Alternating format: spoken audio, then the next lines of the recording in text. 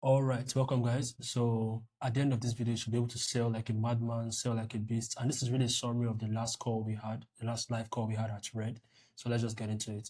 So what we're going to cover today is number one, the neuroscience of sales, including positioning, emotional delta, logic versus emotions, loss aversion. And then we're going to get into copywriting. We're going to analyze your offer and outreach in Instagram, stories, voice notes, client base, so many things we're going to discuss today in a record level of time, in a record time period. So this is not going to take a time out. Now, we head here to Zig Ziglar. He said, people buy for logical reasons, they don't buy for emotional reasons. Now, this is a very key one. Whenever you sell, you're very tempted to want to actually talk to the logical part of your client's brain. Don't do that. Now, it's super important to get into the emotional aspect of your client's brain. Reason being is people actually feel first before they decide to think. So feeling occurs much faster. So I really, really, really want you to understand that emotions come first. Go for the emotions, right? Then logic comes second.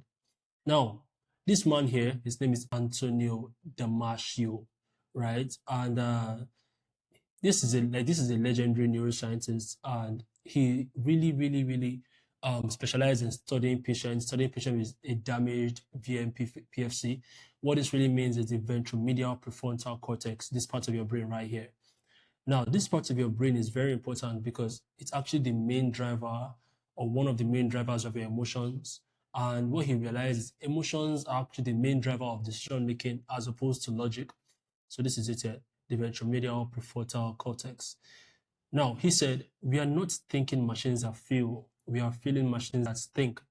We are not thinking machines that feel, we are feeling machines that think. What this really means is we feel first. I keep telling you that because it's super important. Understand that we feel first. Now, he studied this guy here. This is Phineas Gage. He had an iron rod penetrate his skull in an explosion. This damaged his brain. Mainly damaged the VNPFC, which is the ventromedial prefrontal cortex, the part that really regulates emotions, right? So while his IQ, memory, his motor skills, they remained intact. His behavior changed. He became more impulsive, indecisive, more unreliable, right? So this is like clear evidence that shows that the emotions are the main drivers. Now, how do you actually use this in your content, right? Use this thing called feel, think, and act, meaning feel can translate to the hook. Let's say you're running an ad, right? The hook is saying, do this if you don't want to be bored or if you don't want girls to run away from you, right? This is a feeling. This is a feeling of insecurity. So once you can target insecurity, then go into the logical aspect, the content. How does your service or product actually help people with the original hook or insecurity? And then the third one is the call to action. Where do I actually buy your service? So here we have the emotional delta. This is really how a person currently feels versus how they want to feel. So the best way to view it is like, look at this example here. I did this live on the call, so it's a bit messy, but you can understand it.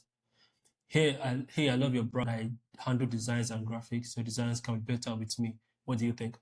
Now with this, it's okay, but it's not going to convert as well. But if you use emotion delta, it's gonna be, hey, I love your brand. I understand how annoying it is, blah blah blah. Now let me draw out something here for you.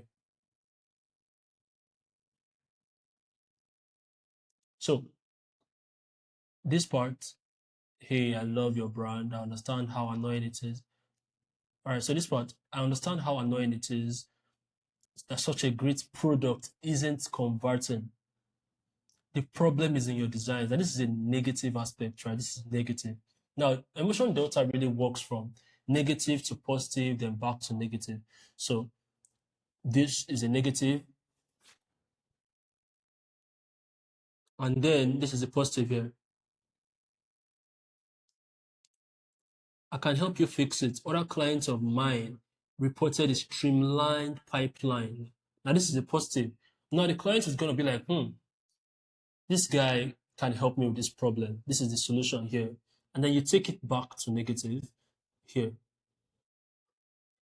So otherwise, you may be running into this problem and losing money. Now, let me explain. As you can see here, we have the problem here. So when the problem is down here, your job is to take it from down here take the client on a ride from down here to up here, and then bring them back down.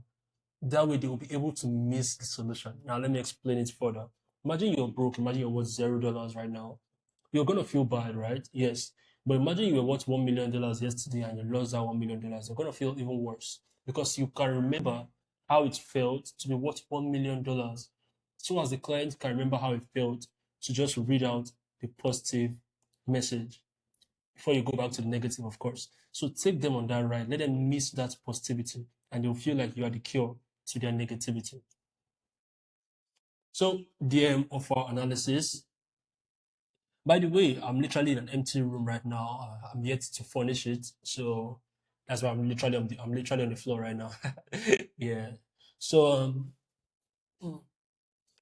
we have here the DM offer analysis, and this is like a couple of offers sent via the Red community. If you want to join Red, if you're a new member or you're not a member at all, feel free to join. It's a solid community with great freelancers and all that. Now here we have Abdul Rashid. He said 100 orders in 30 days or your money back. I love that offer, right? It's bold. Now, if you really look at his actual offer, he wrote here, I help you get 100 orders in 30 days using my mystical sales driven mechanism. If I don't fulfill this, you get all your money back.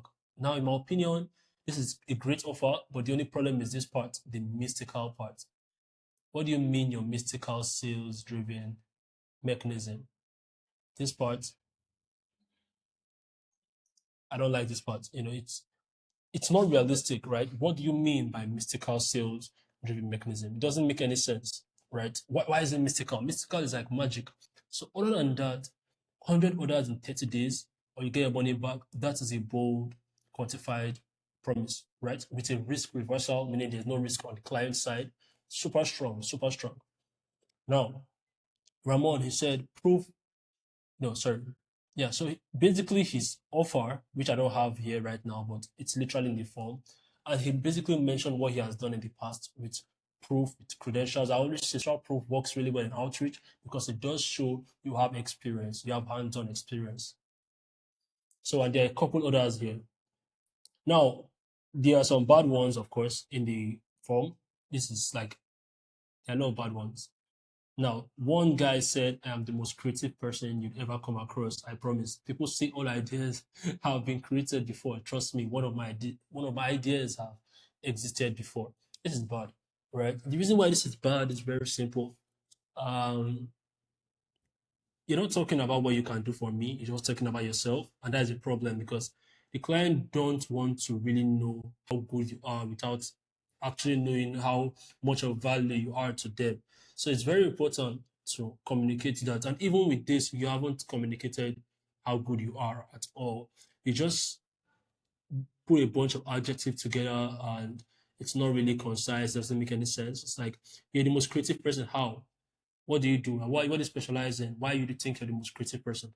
These are the ideas that actually matters, right? So you can change that. Now, of course, I'm not going to go through a bunch of them. And even you join on a live class, you'd have gotten the idea. Now we have outreach strategies, what we're waiting for, right? So the number one outreach strategy is IG stories, very underrated. I've used IG stories a lot. I actually use it to communicate with Ashake's director. His name is Edgar Esteves here. And I basically got that. I got his contact and started talking to him just purely based on IG stories. So if you want to use IG stories, make sure you mention the person's username so they can be tagged and write something of value, something that will make them actually head to your DMs, and you basically started the conversation at that point. Now, VNs, voice notes. Voice notes are super key as well.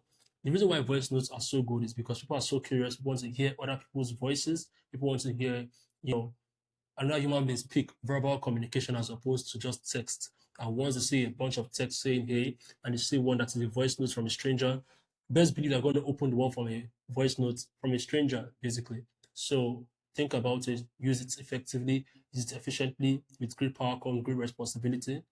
Client base, where your clients are. Your clients can be in X or Twitter, can be in Substack, IG, Behance.